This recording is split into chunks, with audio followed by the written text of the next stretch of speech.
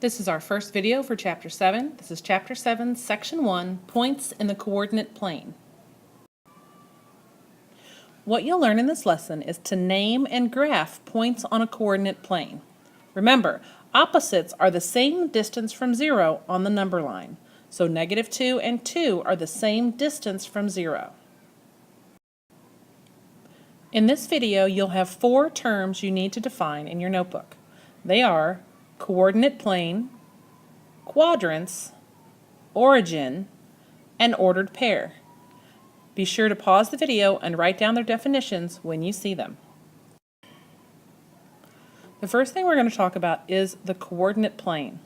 The coordinate plane is a surface formed by the intersection of 2 number lines. So this whole thing is a coordinate plane.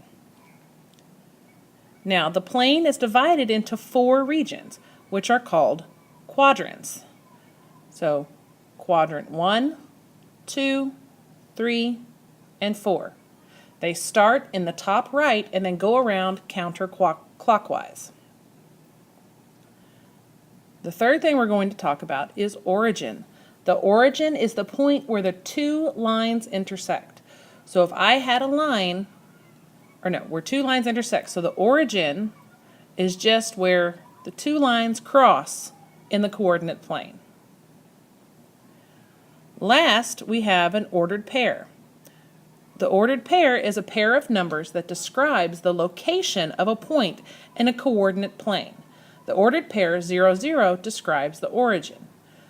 And when you're looking at an ordered pair, the first number is the x-axis number and the second number is the y-axis number.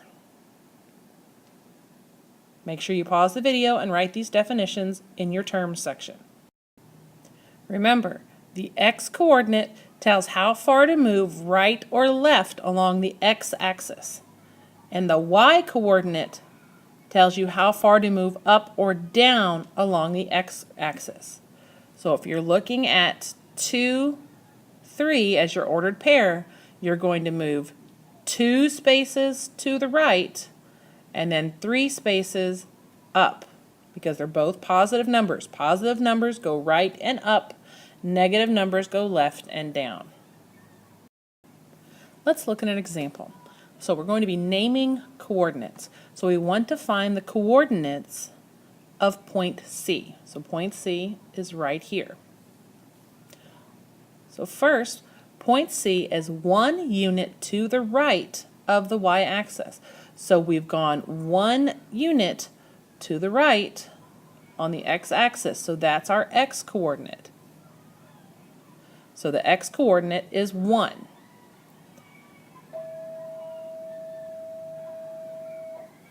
Point C is 3 units above the x-axis. So we've gone 3 units up the y-axis. 1, 2, 3. So the y-coordinate is 3. All right, so our coordinates for C are 1, 3, because we went 1 to the right on the x-axis and 3 up on the y-axis.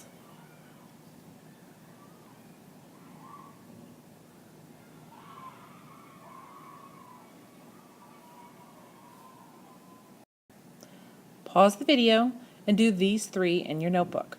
Be sure to label it number 1 and then A for point B, B for point D, and C for point E. Make sure you give me the ordered pair with the x value that you've moved right or left first, and then the y value for going up or down.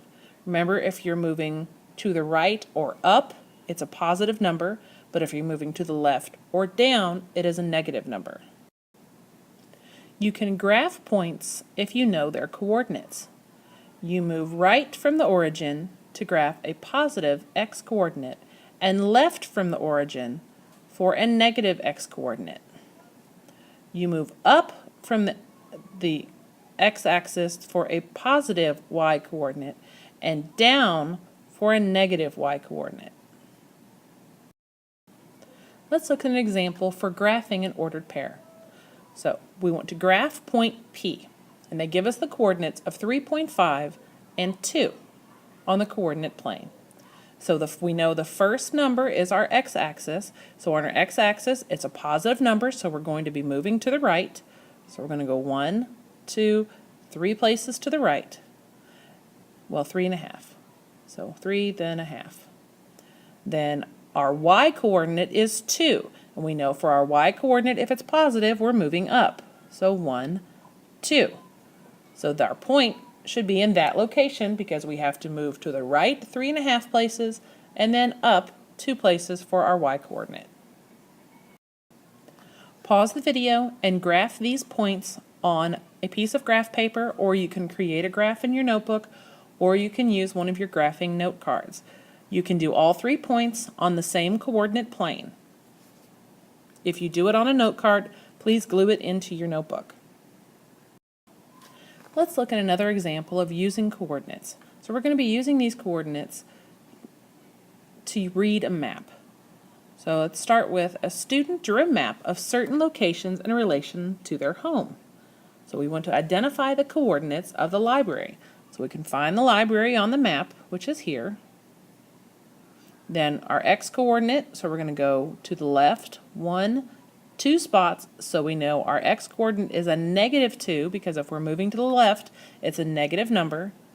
Then for the y-coordinate, we have to go up 1 to find our number. So our y-coordinate is +1 because we've moved up.